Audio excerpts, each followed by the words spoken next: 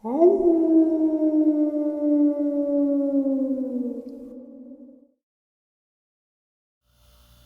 greetings and salutations, everyone. I hope everyone is doing well. Today I have an awesome upload for you all. Before we get into it, though, a couple links. As you know, I rely on Patreon, PayPal, and my merch to help the channel to continue to grow and go. The links to Patreon and PayPal are in the description below. Merch is displayed directly under the video. Also, Dogman Frightening Encounters, Volume 1 through 3, the audiobook versions. They were written and researched by Tom Lyons, narrated and produced by me, Jeff Nadolny. Those audiobooks are available on Audible, Amazon, and iTunes, the links to which are also in the description as well. And finally, last but definitely not least, if you'd really like to help support this channel to continue to grow and go, simply subscribe. It doesn't cost you a cent. Click that like button. Takes half a second. And please leave a comment. Why? Well, because these things, they really do help the channel. And guys, they definitely matter. Now, everyone, I have taken far too much of your time. Let's get on with today's upload, shall we? Alright guys, today I have an awesome upload for you all. Some terrifying encounters and a long lost interview that not a lot of people have heard with a cryptid researcher. Truly something that is definitely a must hear. Also, for those of you who were with me on last night's live stream, thank you so much. I had a blast with you all. So much fun. And if you guys haven't been to the live stream on Saturday nights, it's anywhere between 11 and midnight Eastern Standard Time. I'd love to have you there because we have a blast. And last night we really did. So anyway, let's get into today's upload. Today's first encounter. I remember that night very vividly. I was about 5 years old. I used to live in an older house that backed directly into these deep woods, just miles of trees. My mother and I always enjoyed walking those woods. Well, one night we went on what we called an adventure and went for a walk around dusk. Now, this wasn't unusual for us. We weren't far from the house, but it had become dark and started to storm. We decided to head back. When we got to the clearing that my house was right above, we heard something in the brush behind us. It sounded like a wounded animal at first, this deep groan. When I turned to look, this huge creature of some kind, be it I was very small. It was dark and storming, so I couldn't get a great look before my mom picked me up. As she's running up this hill to get to our backyard with me in her arms, I could hear heavy breathing as if it was right on my neck and something galloping closer as though it was right behind us. I was facing backwards in my mom's arms. I opened my eyes one last time to see something that looked very large, even when I was on higher ground. She ran up the hill until we got into the house. I never really enjoyed those woods. Sometimes, at night, I'd hear yelling or screaming. My old German shepherd was always very uptight in the clearing. I witnessed the creature in. She would bark and growl at what we thought was nothing. To this day, my mother has told me it was a coyote, but I don't really believe her on that. Today's second encounter is a subscriber's submission. Hey Jeff, first of all, a little background info. I'm located midway down the west coast of Florida, Pinellas County, west of Tampa, north of Sarasota, south of Pasco County. Now, the only land access is from the north. To get here from Tampa requires a ride over a bridge, same as Sarasota. Pinellas isn't rural largely, it's basically a suburb or many suburbs. St. Petersburg is my town, but there are many towns in the county. We have the Rays Baseball Club. If you follow baseball, you know where I'm talking about. We have a few county parks, but for the most part, we have totally developed a concrete jungle. Now, my encounter with the scamdemic in full swing, late September, early October 2021, my wife and I had fallen on hard times. We were living in our SUV parked in the front yard of a friend. We were homeless. But it wasn't a big deal. We were minimalists anyway. Now, the person's home we are staying at had about 15 cats outside, which the lady would feed daily. Not to mention the 17 cats inside. Yeah, the neighborhood cat lady. Hence why we lived outside in the SUV. Now there are possum and coons around, especially since she would leave dried cat food in bowls outside for the cats. So every evening the coon and possum would help themselves to a free meal. Well, for about 2 weeks we would hear the raccoons at night, 1:30 to 3 a.m., creating a huge ruckus, and it would wake us up. The first time I heard it, I knocked myself out, jumping up out of sleep and hitting the roof of the SUV. Now it would go on for a few, then quiet down. This happened every night, and it got old quick. I went to Walmart and got a slingshot and some ammo. When it would happen, I would step out of the SUV and sling a few shots their way in the trees to scare them off and get back to sleep. On and on it happened, every night, same time. I would always use a headlamp and eye shine the raccoons and try to chase them off. Well, I had recently gotten a new cell phone that had a decent night vision camera built in. Here's where stuff went sideways for me. The usual racket commenced, so I got out, but with the phone, not slingshot, and started to scan the old oak tree out in front where the raccoons resided. As I did, I was not prepared for what I saw. About 35 to 40 feet in the tree above the house on the main branch is a raccoon nest. As I aimed the phone, I could see eye shine. Not unusual, but then I remembered no headlamp. Just the phone. These eyes were also an amber color, not the blue-green I would usually see. I snapped a couple of pictures because everything was quiet, like they were expecting a lot of shots coming their way to shut them up. The amber eyes didn't seem right to me. I'm 46 years old and grew up in your neck of the woods, Corning, Elmira, upstate New York, so I've hunted and fished my entire life.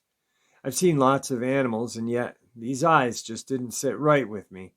So I zoomed in and snapped a couple more pictures. Then it happened. I had cold chills running through me. Looking at me was a Dogman that basically looks like the close-up you use as a thumbnail a lot. Jet black, squinting in the tree, bent down about to catch a coon out its nest. The best look in the coon's eyes was that he was about to be on a milk carton. It was coon 411. Now, as I'm looking at the picture, I was like, you've got to be kidding me. I'm in the city. I was never expecting to see this. Well, I was in disbelief, but said aloud, enjoy the nosy little sucker and have the good rest of the night. I got back into the SUV, grabbed my Glock 20 SF Gen 3 10mm. I was not getting out of this SUV, but screw that, it wasn't coming in. I racked around and my wife asked what was wrong with you. You can't shoot that cannon off in the middle of the night in the neighborhood. The cops will be here in seconds. I shakenly just handed her my phone with the pictures. Her eyes got as big as golf balls, and she reached down and grabbed my Smith & Wesson MP40 shield, and we sat in utter silence. Jeff, I've always believed in cryptids, but never expected to see one in the suburbs of St. Petersburg, Florida. Now, it never showed any aggression toward me, nor did it bother our SUV, but I was ready. Now, I can give you more details if you wish to contact me. Alright guys, so I've got this subscriber's phone number, and I am going to give him a holler. See what's up, see if he's got those pics. Hopefully he does, and see if he's willing to come on and talk about this evening that he had, because to me it sounds very frightening.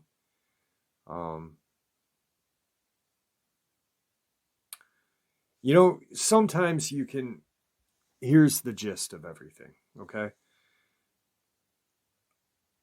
There are encounters that I don't buy, and there are encounters that I just boom, like that. Now, you have to, as you guys know, when you hear an encounter, you're like, why didn't he do this? Why didn't he do that? Why didn't they do this? Or just certain things in the encounter or their description of the encounter. Well, I really buy this story because the way he is trying to mix in comedy, like missing 411 raccoon and, other things, little things like that. Because once you have an encounter, your brain is just like, what did I see? What just happened? How do I mentally get past this? So I'm actually looking forward to sending this text out to this guy and hopefully getting him on the show with the pics. Today's third encounter is another subscriber encounter. This is my encounter, and to this day, I can still see the creature in my mind. I live in the United Kingdom, and I was staying at my grandparents' house one night, July of 2009. Back in those days, they lived in a bungalow just off of Inlaby Road. It was 1 a.m, and I was sleeping in the front room. I was reading a book. What's ironic is it was a horror novel called Lord Loss. I was just about to switch off the light when all of a sudden my head swung around, and that's when I saw it. Walking past the window was a shadow of a figure. What was strange was that its head of a wolf in the body of a human. The hands were not normal. They were claws, and they were curled around about 30 centimeters long. I was terrified. I didn't know what it was. It walked by without looking in. What is strange about this is the head was barely visible from the window. It was only many years later, after attending a UFO conference and on the way home listening to Dogman encounters, did the penny drop as to what the creature was. Since that point, I started researching Dogman, and this year I set up my own YouTube channel, Expedition Dogman, in order to share what I've learned. This leads me on to my second story. In July, just gone by, me and a friend went to the Bromston Drain to track down the old stinker, the beast of Bromston Drain. So, when we got there, we played some Dogman howls to try to get the creature out. Unfortunately, we couldn't, but we did find a footprint and a den. As we were shooting footage of the den, we heard a growl. In the field opposite of the drain was horses. They got spooked and tried to block off the nearby bridge. It was only a couple weeks later I sent the footage to a friend in America, and he sent it back and said you can clearly see it hiding in the trees. This is my tale, and to those of you listening, these creatures are very much real. Please be careful if you do see a Dogman. And I'm going to be reaching out to this person as well to see if they want to come on. This one, both of these sound very interesting to me. Today's fourth encounter. Ironically enough, I was just watching a old TV show about the area that this encounter happened, and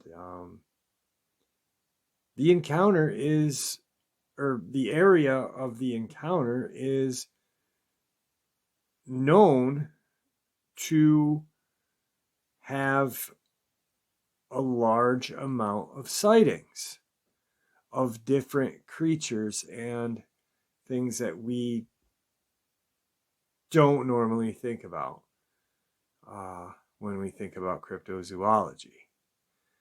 So, on with the encounter. I moved to Linden, Tennessee, Perry County, a year ago with my kids, a widow just trying to live off the grid on a homestead. We would hear howls, knocks, and such, but we thought nothing of it.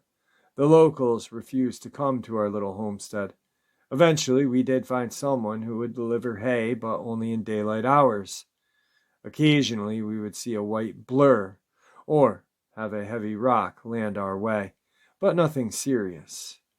However, a new neighbor moved in about 20 acres down from us. This neighbor was having horrendous events happening on their property. Dead animals, damaged property, and such. They've been coming to us asking us to check it out. I have and cannot explain what is terrorizing them. However, they do drink and smoke a lot, so I chopped it up to that. My son mentioned it to a local man who he works with. The man turned and looked at him straight in the eyes and told him it's the Cherokee devil. I had to look that one up. We just kind of blew it off until spring hit this year. We were walking the creek on our property and decided to split up to find the spring feeding it. My 22-year-old son begins waving and saying, "Hey, wait up for me." I look and realize he is not facing toward me. I look and swear I see what looks like a whitish-grayish Sasquatch turn and head towards my son. I yell to my son, "Hey, I'm over here and that's not me." My son books it to me because I have a gun and a mama. The thing looks at me and just stares. I tell it, "Leave us alone and we'll leave you alone. I have no issues with you. Just with people." I don't want people coming here trying to hurt it because it's never touched any of my animals. If any of our animals pass away due to weather or such, we throw the carcass to where we know it sleeps. I'm just curious if anyone else has heard of this creature and what they know about it. I have spoken with local Cherokee here, and they seem surprised that it's left me alone. The gravel haulers have what's called a churn pit here. Apparently, this devil has busted up their equipment and damaged dump trucks to the point where they've had to replace several of them. They've placed traps and security and haven't caught it yet. I hope they don't. I noticed it only starts up when they start dynamiting the ridge. Sorry, but I am rooting for the Cherokee devil. Now, for those of you who don't know, I was watching, actually it was American Underground or something like that on the History Channel. And according to Cherokee lore, Kala, or the slant-eyed or sloping giant, also known as the Cherokee Devil, is a legendary figure in the Cherokee mythology who plays the role of the great lord of the game, the master of the hunt and such. It is supposedly there are locations in eastern Tennessee and western North Carolina where this creature has supposedly marked. There's a rock made of soapstone in North Carolina, and this creature has 7 fingers, and supposedly this creature jumped. It's going to sound far-fetched, but it's old Cherokee lore. Some 7 to 8 miles it launched itself in. But once again, lore. That happened a long time ago. But this soapstone in North Carolina has all of these hieroglyphs in it. And it's truly an amazing thing to see. This stone, it's all cordoned off, and you can kind of look down at it. And being at soapstone, it holds in heat. So when you look at it at night, you're looking at these like really cool ancient hieroglyphs, and you're getting this heat coming back at you. And that rock is called Judicala rock. It's just a really fascinating historical legend lore. Judicala was the slant-eyed giant that lived in the Balsam Mountains. He guarded his hunting grounds from his judgment seat, known today as the Devil's Courthouse, along the Blue Ridge Highway. All fascinating Cherokee lore, but you've got this creature or creatures that resemble a Sasquatch and resemble a Dogman that lurks in those areas. So maybe these are offspring. Who knows? I don't know. And I don't really like making assumptions because when I do, they're usually wrong. So, but very interesting stuff to look up and read. So. Now, the final part of the upload is actually a encounter shared by a person that I look up to. She's a veterinarian. She has studied Bigfoot in their DNA. She has had a lot of mud slung her way throughout this, which I can empathize with because I have as well. But this woman is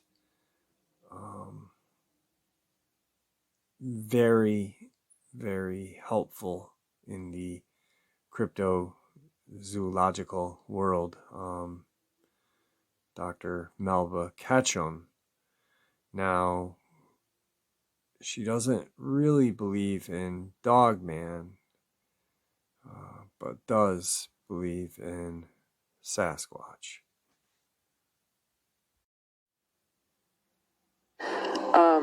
Anyway, my own experience as a non-believer in Dogman came a while back. The first report was actually the person that helps feed my animals. He was pulling down to the lease and it's a dirt road leading to it, and it's pretty heavily wooded. This man is retired military. He's no nonsense, and he didn't believe in the forest people whenever we started this whole thing, but he's seen enough now that he has to agree that there's something there. But as he was pulling down the road, he had a first-hand encounter with Dogman, and it was standing bipedally in the middle of the dirt road as he was driving toward it, and he was just dumbfounded. He said it looked like a giant black wolf, and it was just standing there, and it stared at him, and then it took just one giant leap about 30 feet into the woods and disappeared. He's not scared of anything, and he was all shook up when I saw him, and related the story to me. So, I didn't doubt him because there's been too many reports of these things, but it was just strange of all the things that he would see. I expected him maybe to see one of the Sasquatch at one point, but he surprised me with this story, and I could tell, he's an honest person anyway, but he was,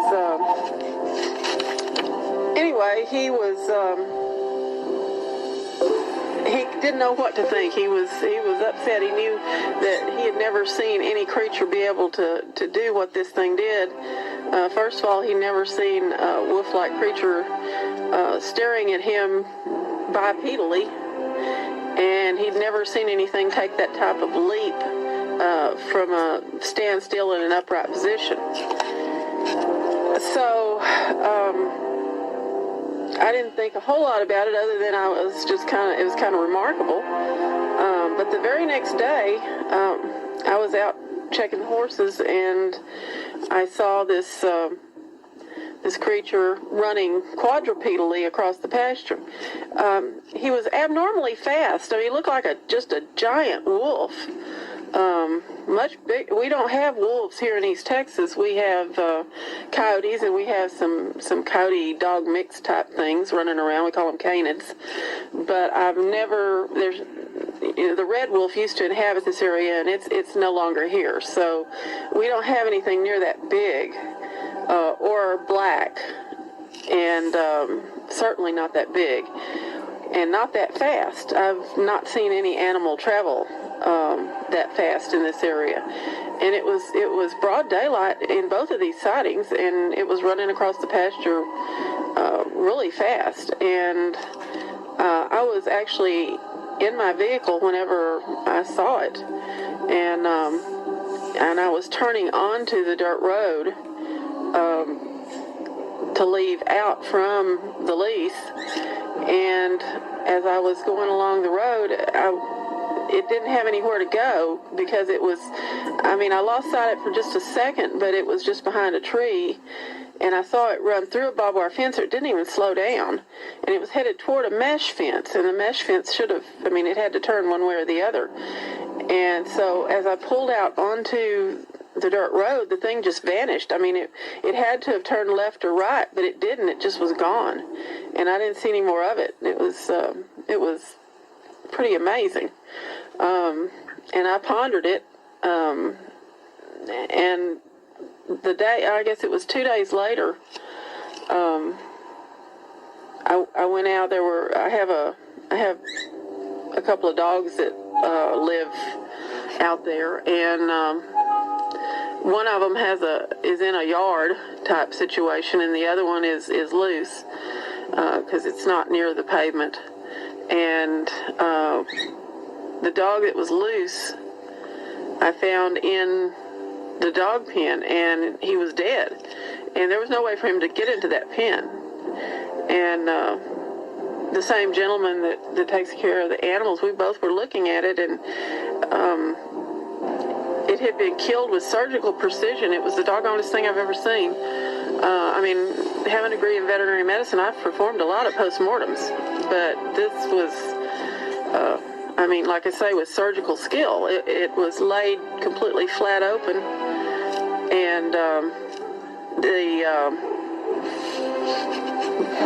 all of the organs were removed with the exception of the downside lung and the heart and the stomach. The rest of all of the organs were completely gone. The side of the abdomen was gone, and the upside of the ribs were gone, and the limbs were disarticulated, so it was laid out flat like a pancake. The interesting thing about the ribs was they were removed and cut almost like you had taken a bandsaw and just cut through them in a straight line. And they were not smooth like a saw. They were shattered where they were cut, but it was in a straight line. And that just doesn't happen in nature. And there were huge canine teeth imprints in the body where it had been chewed upon, and like I say, it was just completely the body cavity was just completely exposed from the top side up. Obviously this was not the fault of the other dog, nor was it the fault of anything I've ever seen. Like I say, it was almost like a cattle mutilation, except that I did find teeth marks on the down near the hind legs. So, I was really upset about this, and so I should have taken pictures, and I didn't. I just was too upset.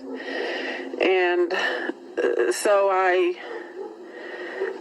was worried that there was other damage to be found, and sure enough, there was.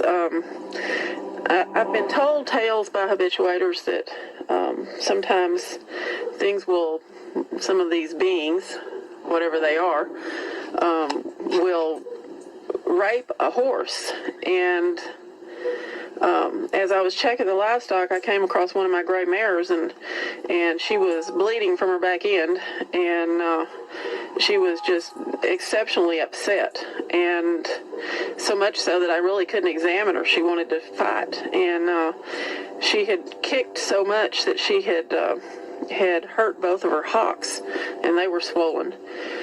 So whatever had done this, I mean, I don't know the Dogman did it, but I suspicion he did, because there's no other explanation for such strange things happening.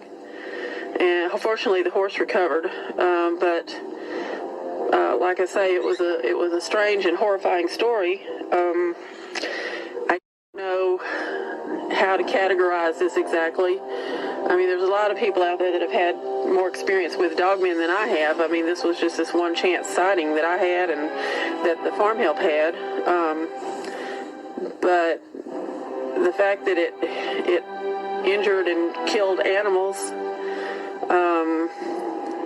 just makes me think that they're bad. And, like I say, a lot of people will tell me that, these forest people won't stay around whenever these things are around. And I did not notice any activity for a week or so around this time from the forest people. So I think that there may be something to that.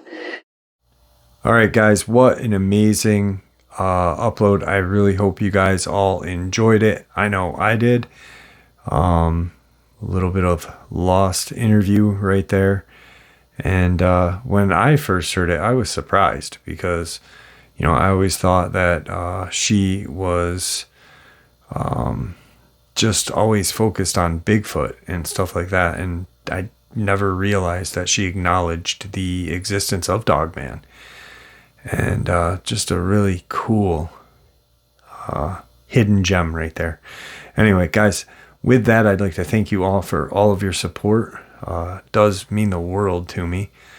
And please, everyone, stay safe, healthy, and happy. And may the Great Spirit watch out for us all. And may He guide us down that path we call life.